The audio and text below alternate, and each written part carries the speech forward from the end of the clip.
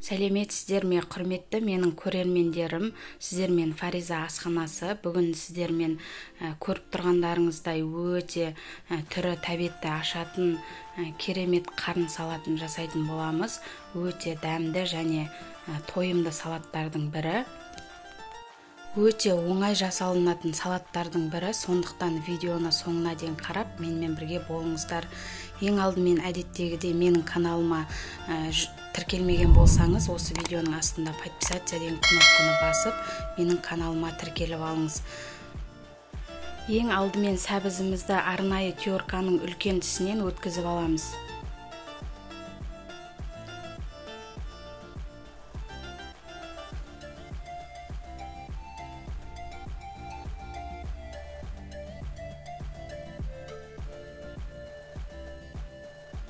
Сонан соң таза ыдысымызға салып, үстіне кішкене тұз сеуіп, жақсылап қолымыздың көмегімен мыжимыз.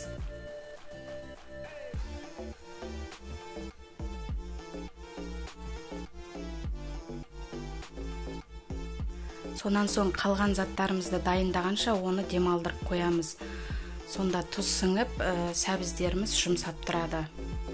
Енді қарынды кесеміз. Видеода көрсетілгендей етіп, ұзыншақ етіп кесіп аламыз. Қарынды пісіргенімді көрсеткен жоқпын, өйткені қарынды қалай пісіру керек, оны барлықтарыңыз жақсы білетін шығарсыздар.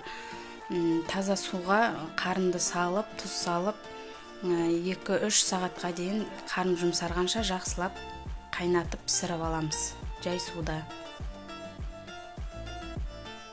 Қарнымызды турап дайындап қойдық. Енді видеода көрсетілгендей етіп, пиязды да 4 бөлікке бөліп, кейін жұқалап тураймыз.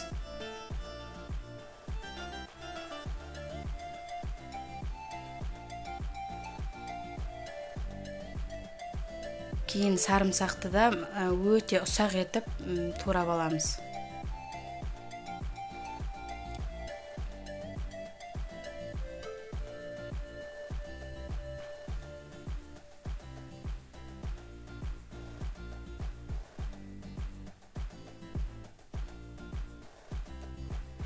Сонан соң көк пиязымызды да видеода көрсетілгендей етіп, сәнді үшін ұзыншақ етіп осылай кестім.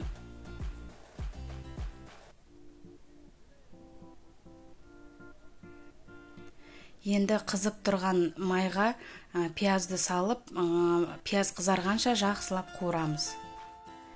Дәміне қарай кішкене тұз қосамыз. Тұз қосқаным түспей қалыпты мұнда.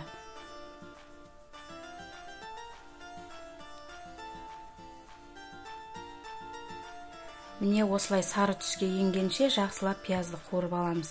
Сонан соң турап қойған қарнымызды салып, бір рет қана араластырып қуырып аламыз.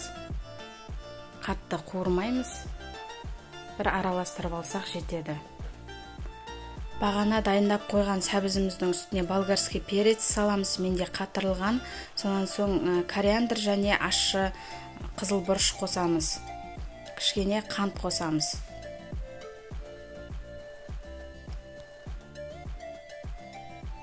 Бір қасық паприка қосамыз.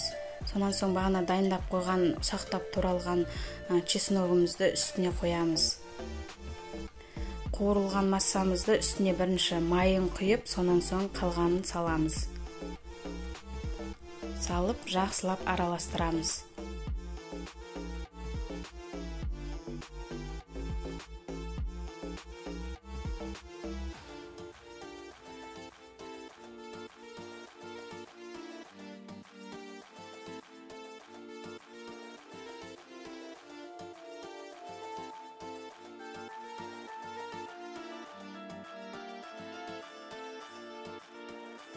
Сонан соң дайындап қойған көк пиязымызды саламыз, соя соусын қосамыз.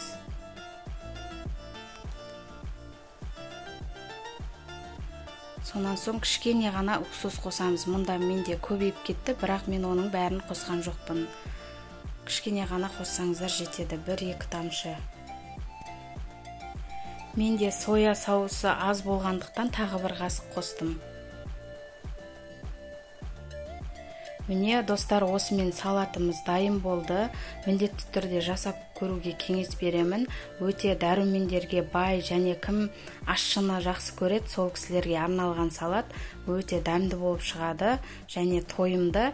Сіздермен болған Фариза. Видеоны соңына дейін көріп, менімен болғандарыңыз үшін рахмет. Келесі видеода көріскенше сау болыңыздар.